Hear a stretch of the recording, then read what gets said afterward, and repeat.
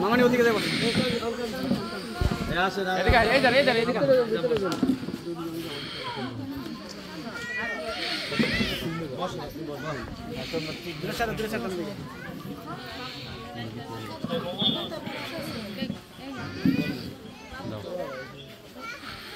আপনারা আপনারা জানেন যে একটা যে মারা গেছে তার নাম কি? বাদশাহ হাওলাদার। বাদশাহ হাওলাদার। কি নাম? বাদশাহ হাওলাদার। আচ্ছা, এই যে মামলা গেছে, ঘটনা হয়েছিল কবে?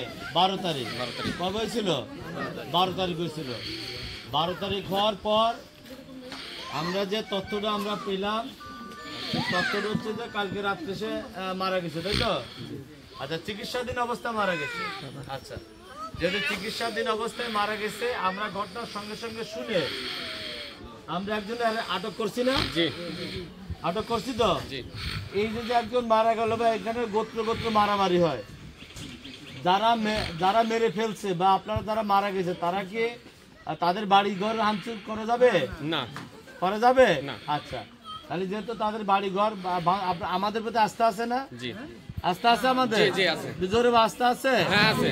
আমি কিন্তু রাত্রেবেলা আমাদের এই যে অফিসার, সেকেন্ড অফিসার সহ আমাদের একটা টিম কাজ করছে। ভদ্রাসন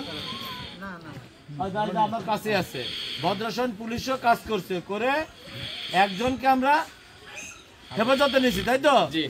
আচ্ছা, মামলা এখনো চলমান, মামলা চলতেছে। যাকে ধরছি সে যদি প্রকৃত দোষী হয় এবং আপনারা যদি এজাহারে নামতেন, তাহলে তাকে আমি এই মামলায় আটক দেখাবো। ঠিক আছে?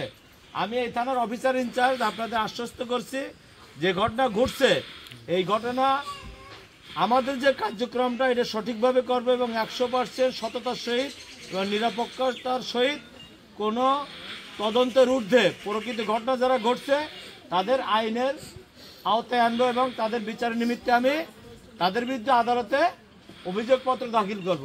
বিচার করবে কে? আদালত। বিচার করবে কে? আদালত। আমরা সবাই আদালতের প্রতি আস্থাশীল না? কি মা বোন, আপনারা আস্থাশীল না আদালতের উপরে? আপনারা সবাই আদালতের উপরে আস্থাশীল। আমরা চাই না যে এইভাবে দুর্ঘটনা ঘটুক। সে কিন্তু ইটের আঘাতে মারা গেছে, ইটের আঘাতে না? আমাদের কাছে যে তথ্য আছে যে একজন ভ্যানওয়ালা মেয়ে বিয়ে করছে, এ নিয়ে কথা তর্কতর্কি দোকানের সামনে হয়েছিল, এরকম একটা ঘটনা হওয়ার পর তুচ্ছ ঘটনাকে কেন্দ্র করে কিন্তু একটা বড় ধরনের একটা ঘটনা ঘটে গেছে। যে ইটি মাথায় লাগছে, সে 12 তারিখ অসুস্থ ছিল, কালকে রাত 11টার সময় ঢাকা মেডিকেলে হাসপাতালে মারা গেছে। তাহলে আমাদের কার্যক্রম যেটা করছিলাম আমরা, যে আমরা সংবাদ পেলে আমাদের যে শিবচর থানা পুলিশ বা শিবচর জেলা পুলিশ যে কাজটা করছে আপাতত, এইটা থেকে আপনারা সন্তুষ্ট? আমাদের প্রতি আস্থা রাখতে পারেন তো?